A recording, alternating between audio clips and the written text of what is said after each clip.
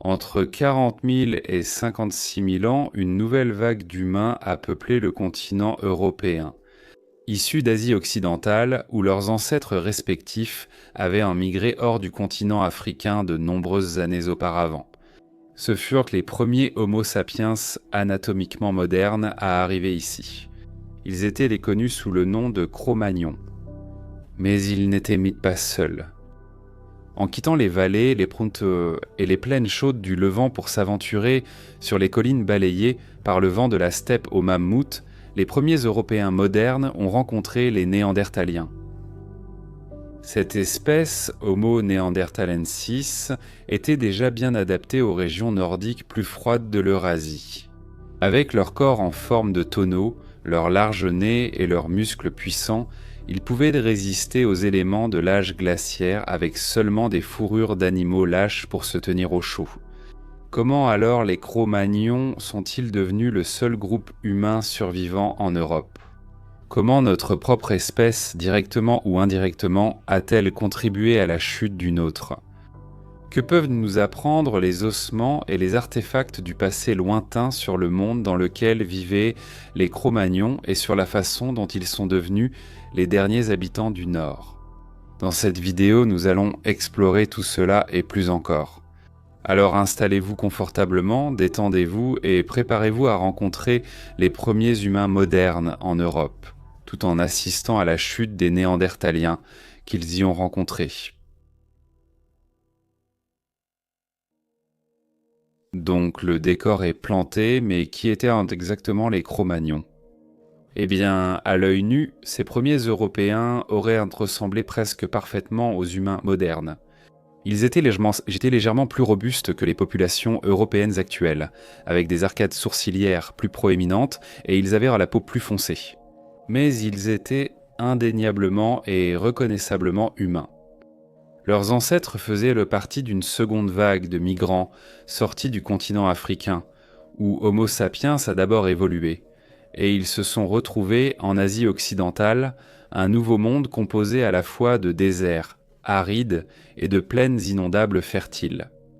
Certains allaient rester en Asie occidentale sur des terres qui composent aujourd'hui les pays comme la Turquie, l'Irak, l'Iran et d'autres encore, tandis que d'autres, les Cro-Magnons, allaient voyager vers le nord-ouest. Les premiers Cro-Magnons sont arrivés en Europe il y a environ 56 000 ans avec une seconde vague apparaissant environ 19 000 ans plus tard. C'est cette seconde vague de Cro-Magnons qui a donné naissance aux descendants européens que nous connaissons aujourd'hui.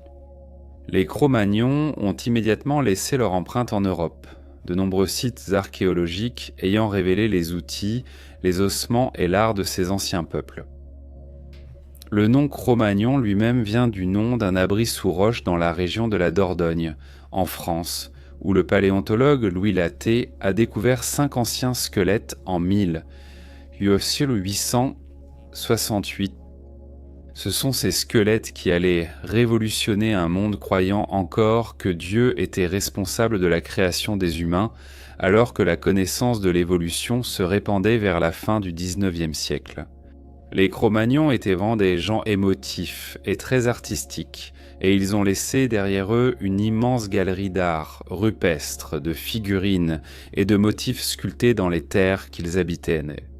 L'un des exemples les plus spectaculaires de leur personnalité expressive se trouve dans la grotte Chauvet, dans ce qui est aujourd'hui la France. Dans cette grotte, on peut trouver plus de 1000 peintures d'animaux complexes, toutes faisant preuve d'une grande attention aux détails. Des chevaux, des aurochs, de grands félins et bien sûr des mammouths laineux peuvent être vus dessinés avec une profonde ocre rouge. Les Cro-Magnons étaient également responsables du grand nombre de figurines de Vénus retrouvées partout en Europe durant l'époque paléolithique. Ces figurines, qui représentent souvent des personnages féminins avec des ventres, des seins et des cuisses exagérées, pouvaient représenter une déesse mère qui était peut-être perçue comme apportant la bonne fortune aux femmes enceintes. Les Cro-Magnons étaient également connus pour leur large éventail d'outils, dont beaucoup ont été retrouvés sur des sites à travers l'Europe. En fait, ce sont peut-être les capacités technologiques de l'Homo sapiens qui ont contribué à l'extinction d'autres espèces humaines, comme les Néandertaliens de la steppe à mammouth. Leurs outils étaient bien plus sophistiqués et soigneusement fabriqués que les outils en pierre qui les avaient précédés. Les Cro-Magnons ont développé des lames pour couper le bois, des grattoirs pour dépecer les proies, des pointes de lance pour la chasse et surtout de simples aiguilles en os utilisées pour coudre des morceaux de peau d'animaux. Cette invention était véritablement révolutionnaire. Des vêtements ajustés et superposés ont permis aux humains de rester au chaud dans les environnements froids du Nord que l'Europe avait à offrir, et cela fonctionnait très bien. Bientôt, de ce temps, les Cro-Magnons ont pu tirer parti d'une grande variété d'environnements où leur influence et leur culture se sont rapidement répandues. Nous avons donc une espèce humaine adaptable et intelligente, présente en grand nombre, qui entrait dans de nouvelles terres où d'autres groupes d'humains vivaient en déjà. Le monde était sur le point de changer radicalement, et pas seulement pour les Cro-Magnons. L'arrivée des humains en Eurasie sera un événement majeur pour de nombreuses espèces à travers le monde ancien. Et connaissant les tendances des humains, qu'est-ce qui pourrait bien mal tourner ? Lorsque les Cro-Magnons sont arrivés en Europe, bien sûr, ils n'étaient pas la seule espèce humaine présente. Mais les Cro-Magnons le savaient déjà. Les ancêtres des Cro-Magnons, qui ont d'abord quitté l'Afrique pour atteindre l'Asie occidentale, connaissaient déjà Homo neanderthalensis, et ils les ont rencontrés à travers les terres qui formeraient un jour la Turquie, l'Iran, l'Arabie saoudite et une grande partie du Moyen-Orient. En voyageant plus loin, en Asie centrale, ils auraient également rencontré Homo denisova. Les Denisoviens, comme les Néandertaliens, étaient en soit tous deux bien adaptés aux plateaux arides et accidentés qui dominaient la majeure partie de l'Asie centrale et certaines régions d'Europe. Mais les Néandertaliens étaient particulièrement bien adaptés à la vie dans le froid. Lorsque les Cro-Magnons sont arrivés en Europe, ils ont dû trouver des tribus de Néandertaliens occupant des grottes à travers ce qui deviendrait un jour la France, l'Espagne, l'Italie, mais aussi les climats plus froids des îles britanniques, du nord de l'Allemagne et de l'Ukraine. Il est impossible de savoir à quoi ressemblaient les premières rencontres entre Homo sapiens et Homo neanderthalensis. Nos ancêtres ont-ils reconnu que les Néandertaliens étaient une espèce distincte et séparée ? Avaient-ils peur d'eux, ou en sont-ils même venus aux mains ? Ce que nous savons, c'est qu'il y a eu suffisamment d'interactions pacifiques avec les Néandertaliens pour que des croisements aient lieu. À tel point que les Européens modernes peuvent porter entre 1,8 et 4% d'acide désoxyribonucléique néandertalien dans leurs gènes. Ce croisement a eu lieu à travers l'Europe, l'Asie occidentale et, semble-t-il, jusque dans les confins orientaux de la steppe à mammouth en Russie.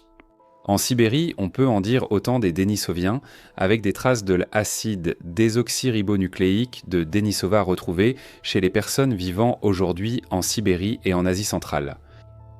Bien sûr, certaines interactions n'ont peut-être pas été aussi accommodantes. Bien qu'il n'y ait aucune preuve directe dans les archives fossiles que les Cro-Magnons et les Néandertaliens se soient livrés à des guerres anciennes, ce que nous savons, c'est qu'ils auraient probablement été en concurrence pour les mêmes ressources à travers la steppe à mammouth, rare et dangereuse.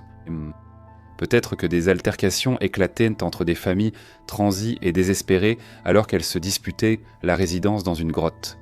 Ou peut-être que lorsque les ressources étaient rares, les humains menaient des raids sur les campements néandertaliens, ou inversement. La steppe à mammouth n'était pas un environnement facile pour la survie de n'importe quelle espèce, compte tenu de ses basses températures, de ses conditions sèches, de ses vents violents et de l'abondance de grands prédateurs. Ce que nous savons, c'est que les Néandertaliens ont disparu des archives archéologiques il y a environ 40 000 ans, et que les Denisoviens ont progressivement suivi le même chemin entre 30 000 et 20 000 ans Il est fort probable que ce soit la première vague de colons Cro-Magnons arrivés en Europe qui ait contribué à la disparition des Néandertaliens, tandis que la seconde vague a lentement évincé les Dénisoviens de Sibérie et du plateau tibétain. Les problèmes pour ces espèces semblent avoir commencé avec l'arrivée des humains dans leur domaine. Comment cela se produit-il ? Comment l'arrivée des Cro-Magnons et d'autres groupes humains a-t-elle pu avoir un impact aussi important ? Eh bien, la réponse pourrait simplement être une question de survie du plus apte. À mesure que les Cro-Magnons et les humains anatomiquement modernes d'autres groupes ethniques se sont lentement répandus en Europe et dans les vastes régions de l'Eurasie, ils ont progressivement commencé à remplacer les populations de Néandertaliens et de Dénisoviens partout où ils se trouvaient. Pour beaucoup d'entre nous, il est facile de pointer du doigt et d'affirmer que la cupidité et la violence humaine en sont sûrement la cause.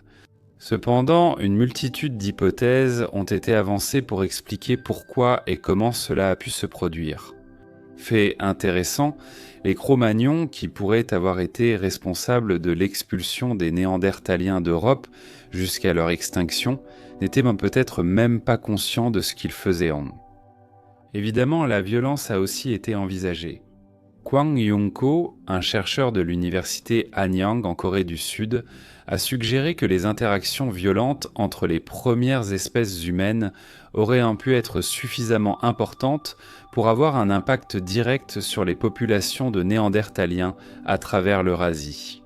En effet, les humains, à travers l'histoire, ont eu une tendance particulièrement sanglante à s'engager dans la guerre et les conflits les uns avec les autres, surtout lorsqu'il s'agit de ressources ou de territoires.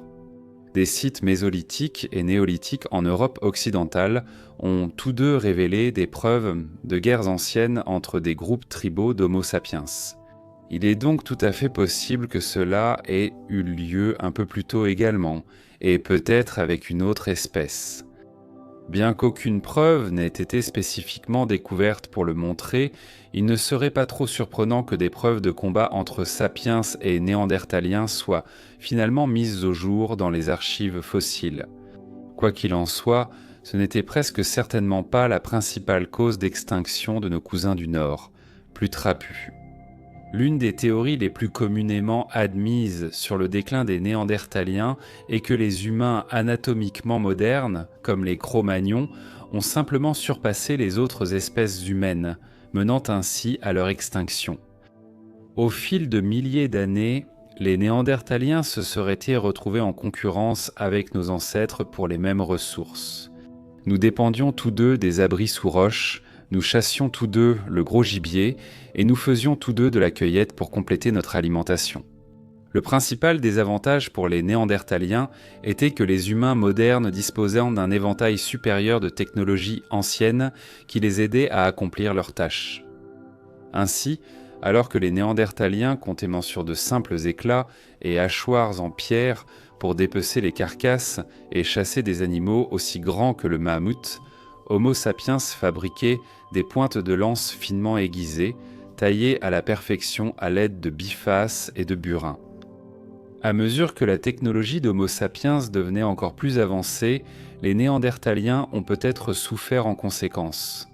De nombreuses ressources sur lesquelles ils comptaient auraient été revendiquées plus facilement que par les humains modernes, et ainsi, les Néandertaliens ont dû de plus en plus s'en passer. Il y a 40 000 ans, la pression est simplement devenue trop forte pour que les Néandertaliens puissent y faire face, et ils ont donc disparu du monde à jamais. De plus, grâce à la capacité des humains modernes à domestiquer les loups, davantage de ressources auraient été disponibles. En dressant des chiens pour les aider à chasser, nos ancêtres pouvaient exploiter des proies plus petites, comme les lapins et les oiseaux, que les Néandertaliens, avec leur corpulence plus trapue et leur technologie inférieure, étaient là mal équipés pour poursuivre. Lorsque la mégafaune dont ils dépendaient, comme les mammouths et les rhinocéros laineux, a disparu, ils n'ont pas été capables de chasser de manière fiable dans un monde rempli de petits animaux rapides. Le métissage a peut-être aussi eu un impact. Lorsque les derniers néandertaliens résistaient dans des régions comme le sud de la France et l'Europe de l'Est, un flux génétique s'est produit des néandertaliens vers les humains, mais pas des humains vers les néandertaliens. Pour faire simple, l'espèce néandertalienne était en quelque sorte absorbée génétiquement par la nôtre. Alors que le nombre de néandertaliens de sang pur disparaissait de la surface de la Terre, ceux qui survivaient étaient confrontés à un autre problème. Leur pool génétique n'était plus assez diversifié pour produire une descendance fiable et en bonne santé. Il est probable que le croisement ait eu lieu dans les dernières années des néandertaliens, ce qui aurait entraîné la banalisation des malformations congénitales chez les jeunes néandertaliens. Cela les aurait rendus plus vulnérables aux effets imminents du changement climatique et des maladies, tandis que les Cro-Magnons et les autres humains anatomiquement modernes restèrent en bonne santé. Et sur ce point, un autre tueur caché était présent lorsque les humains ont commencé à interagir avec les néandertaliens, celui des maladies. À mesure que les humains voyageaient plus loin, dans des régions où les néandertaliens étaient plus nombreux, ils auraient également transmis leurs agents pathogènes et leurs germes à l'autre espèce. Beaucoup de néandertaliens n'avaient probablement jamais rencontré d'humains modernes avant l'arrivée des Cro-Magnons, et par conséquent, ils n'avaient développé aucune immunité contre les maladies étrangères qu'ils apportaient avec eux. De plus, les humains modernes, qui avaient développé un système immunitaire robuste dans les savanes et les tropiques d'où ils venaient à l'origine, ne semblaient pas être fortement affectés par les maladies portées par les néandertaliens. Cela aurait probablement entraîné de vastes épidémies de certaines maladies, les agents pathogènes passant des humains aux néandertaliens, laissant les populations de ces derniers décimées par la maladie. Et enfin, la Terre elle-même devenait de moins en moins avantageuse pour les néandertaliens à mesure qu'elle changeait lentement pendant la fin du Pléistocène. Les tout derniers néandertaliens ont coïncidé avec l'événement Heinrich IV, une période de changement climatique il y a environ 40 000 ans, durant laquelle les conditions saisonnières ont connu des variations beaucoup plus intenses à travers le monde ancien. Les hivers sont devenus terriblement froids, tandis que les étés étaient radieux et chauds. Les humains modernes pouvaient s'adapter grâce à leur technologie et à leur capacité à fabriquer des vêtements ajustés, mais les néandertaliens, eux, ne le pouvaient pas. En fait, les tout derniers néandertaliens d'Europe ont peut-être été éliminés non pas par l'impact des Cro-Magnons, mais par une série d'hivers particulièrement froids. Certains chercheurs ont même envisagé que le moment malheureux d'une éruption volcanique catastrophique ait marqué la fin de la population néandertalienne en Europe. L'éruption de l'Ignimbrite campanienne, qui a eu lieu il y a un peu moins de 40 000 ans près de l'actuelle Naples, en Italie, a projeté plus de 200 km3 de magma dans les terres environnantes, accompagné de gaz étouffants comme le dioxyde de carbone et d'énormes volumes de fumée. Cette éruption a peut-être anéanti les dernières populations néandertaliennes déjà fortement consanguines, mettant ainsi un terme définitif à leur présence sur la planète Terre. Bien qu'on ne sache pas avec certitude si les Cro-Magnons étaient entièrement responsables de la disparition des Néandertaliens, ils semblent avoir eu un impact certain. L'arrivée des humains modernes en Eurasie a été le catalyseur dont une espèce comme Homo neanderthalensis, insuffisamment préparée au changement, avait besoin pour être plongée dans le chaos. Comme ils n'ont pas réussi à adapter leur méthode de chasse face à la diminution des ressources et à la concurrence intense, ils n'ont tout simplement pas pu faire face et ont succombé aux conséquences. Au moment où les derniers chez Néandertaliens avaient disparu du monde, l'Europe était un continent transformé et au fil de milliers d'années, ils n'ont pas pu suivre le rythme. Bien que nous ne partagions plus le monde avec les Néandertaliens, leur héritage subsiste dans l'acide désoxyribonucléique que beaucoup d'entre nous portent aujourd'hui dans leur corps. Ces chaînes d'information génétique sont les derniers vestiges vivants d'une culture autrefois riche qui subsiste désormais chez les descendants de ces mêmes Cro-Magnons qui ont contribué à les mener à l'extinction.